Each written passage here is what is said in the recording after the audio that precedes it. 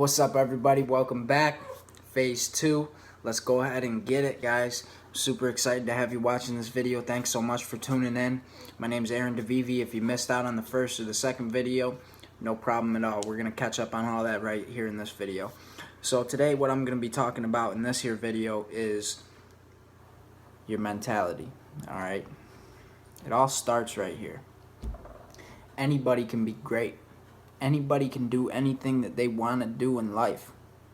Anybody. And I mean it. I mean it when I say that from the bottom of my heart. If you set your mind, I don't care what it is. It doesn't have to be MCA. It doesn't have to be this. It doesn't have to be this particular situation. But if you set your mind to something and you say, you know what? I'm going to go out and I'm going to make it happen. There is nobody and nothing that can get in the way of that besides you and this right here. What I mean by that, guys, you have an opportunity here. MCA, you're watching this video because of MCA. Because you just signed up for MCA and you're trying to figure out how you can make this business grow. Perfect plan is to make it grow.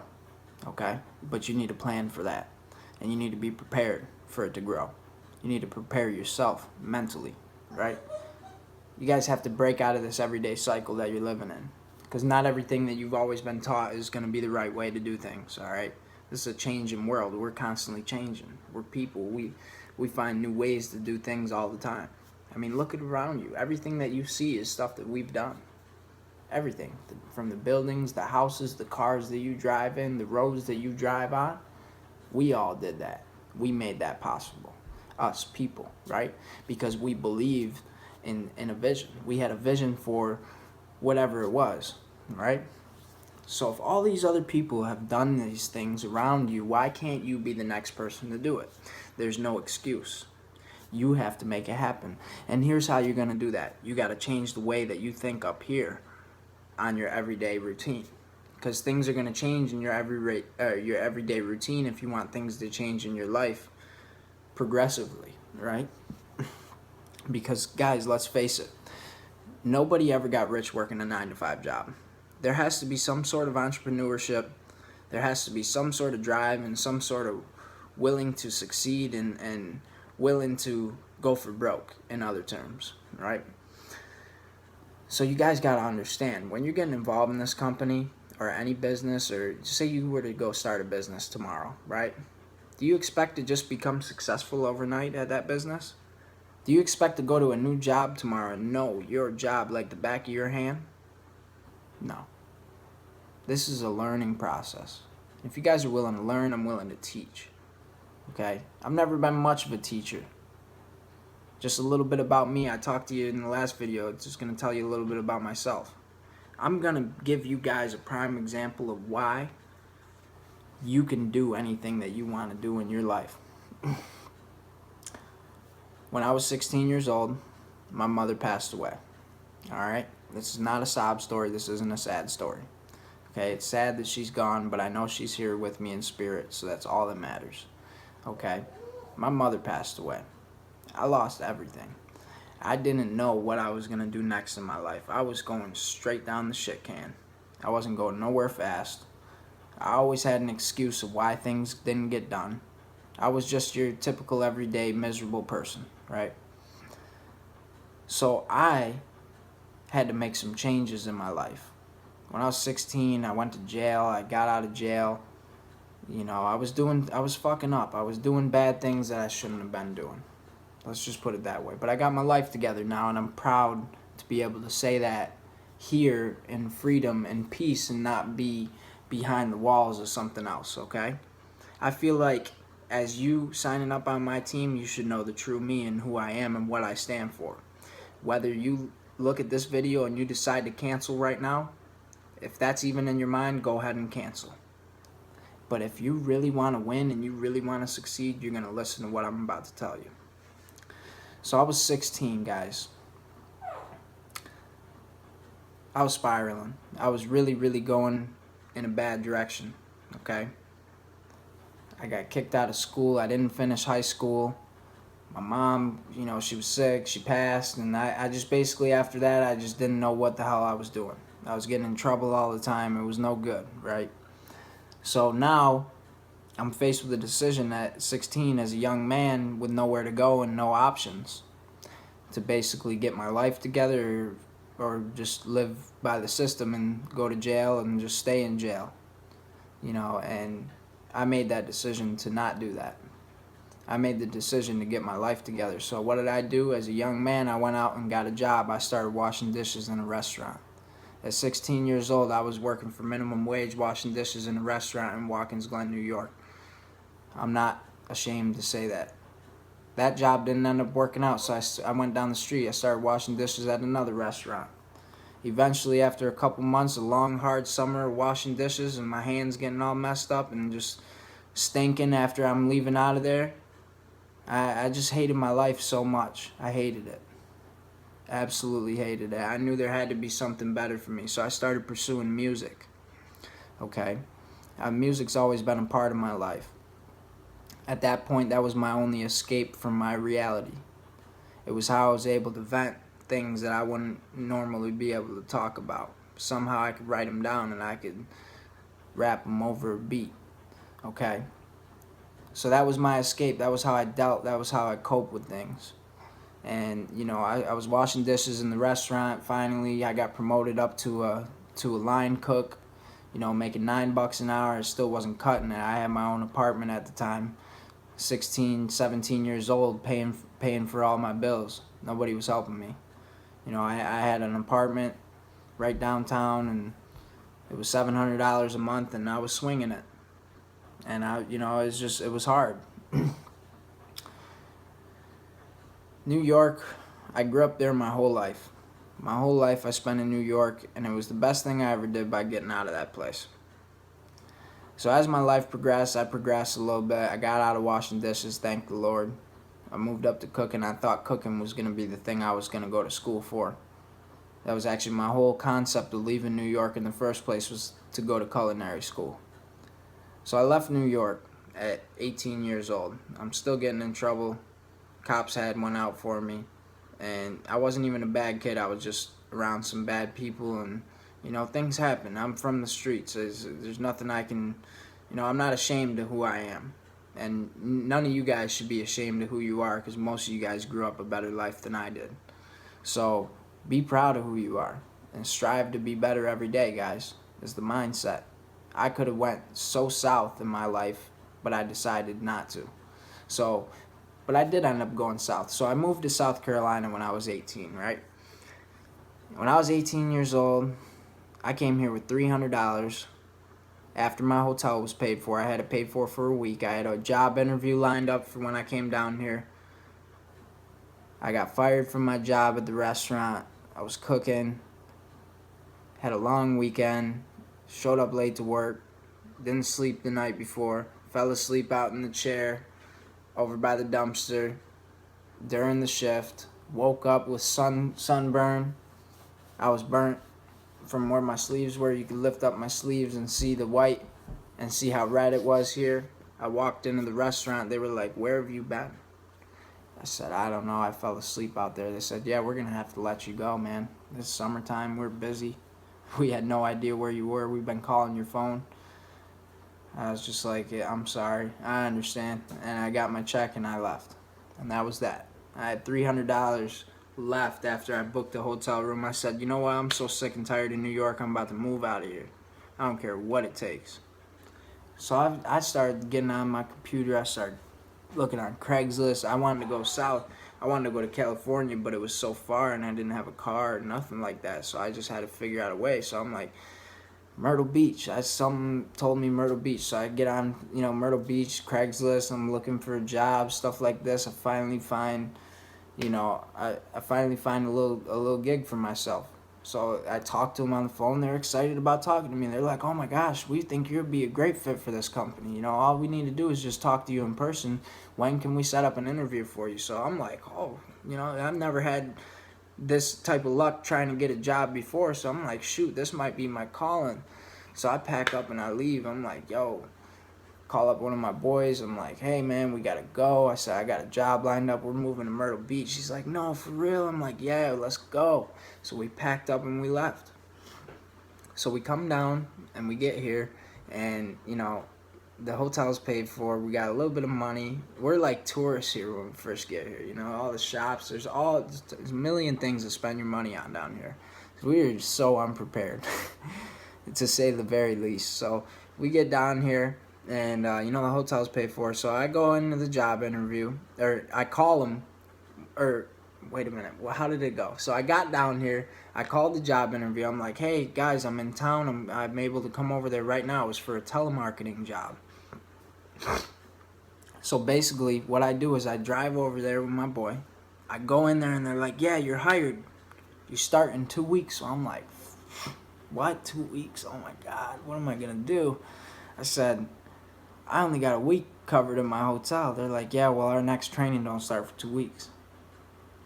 That's the best we can do for you, man. And I'm just like, oh no, I can't go back to New York. No. So what do? I get on the phone. And start making some phone calls. I'm like, yo, I talked to a couple of my boys. A couple more of my boys came down. They had a little bit more money, thank God. We made it to the next level. We made it to the next step, right? So we're all down here. We're like a month into it. I didn't end up going to work for that job. It didn't end up working out that way. I got into the car business, all right? My other friend got down here. He got into the car business. We started selling cars. Guys, look at me. I got tattoos all over me, my neck, everything. I was 19. I walked into the car dealership. I walked into the Hyundai dealership in Myrtle Beach at 7 o'clock in the morning. I didn't even have dress shirt, dress pants, or nothing. Regular clothes. They thought I was homeless. They thought that I didn't have nothing, and they thought I was lost. They asked me, hey, how can we help you? Are you lost? What's up? You waiting for a ride? I said, I'm actually here for a job. And they said, oh, well, we're not hiring right now. I said, I understand, but look, if you just give me 5 minutes of your time, I'll explain to you why you guys should hire me. And they were like, who the fuck is this guy? So I'm just like some young kid that I'm like, no, I can't go back to New York. I'm never going back. I'm never, ever, ever going back unless it's to visit family. And they're like, who is this guy? So they're like, okay, we'll talk to you, whatever. They're kind of like laughing about it, right? So we go down, we sit down, we talk, and they're like, yeah, if we end up having any openings, we'll give you a call. So I'm like, all right, thank you so much for at least sitting down and talking to me.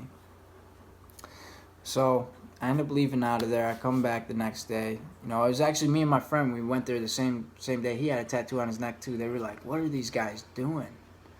I showed up the next day at 7 o'clock in the morning again. They're like, you're back again? And I said, yeah. I said, I'm really serious about this. And they were like, why don't you come back tomorrow all cleaned up? Go get yourself a shirt and tie and all this stuff. And why don't you come back tomorrow for an interview, a real interview? I'm like, oh my God, thank God, yes. So all this happens, and I'm basically at the point where I ain't got no money.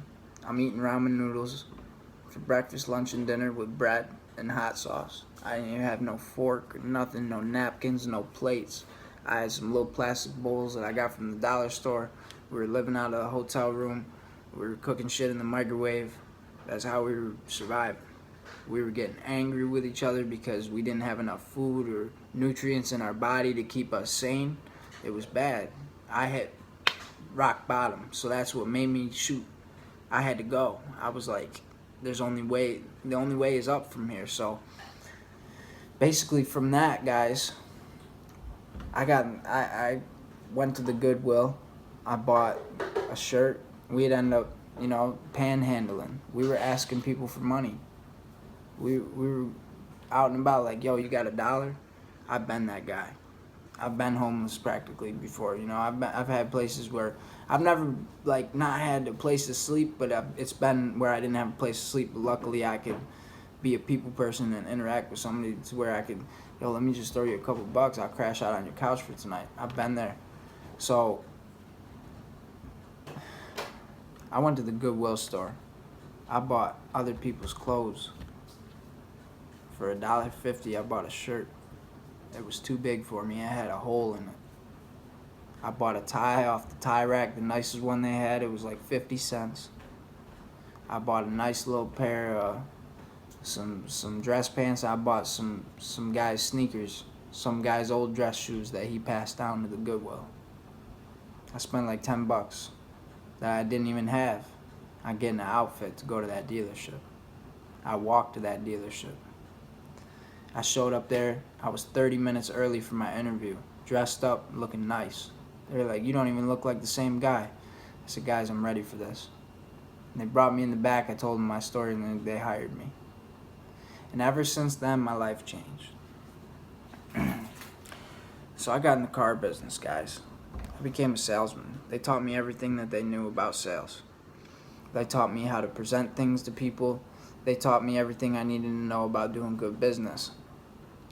I was making a lot of money at a young age, and I messed it up. I messed it up big time at the first place I worked at.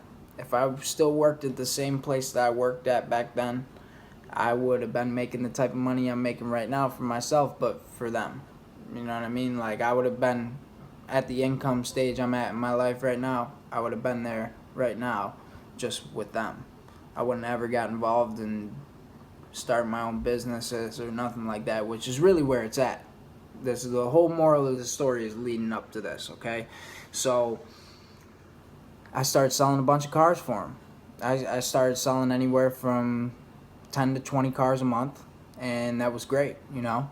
I was making good commissions. I was living really good. I was living better than most 19-year-olds would live. I was making over $4,000 a month at 19 years old. I had a girlfriend. She sucked me dry, everything. So that's a whole nother story. We're not going to get into that a whole lot. But anyways, guys, you can come from nothing. You can really start out from nothing. All right. So after all this stuff, I'm building all this stuff up. I got this stuff going on. I'm in the car business. I'm doing well. I get promoted into management. I start bouncing around. I go around different states. I'm working for different multi-million-dollar car franchises, new car dealerships all over the place. Chrysler, Hyundai, Dodge. I mean, you name it. I've been there. Toyota, Honda. I've sold the Mitsubishis. You name it. I've been there, guys. I've got the business experience, right? So I'm thinking like, gosh, I'm doing all this stuff at 21, 22 years old. Don't I got to be able to do something more than this. This ain't just what I'm supposed to be doing. I got to be a business owner.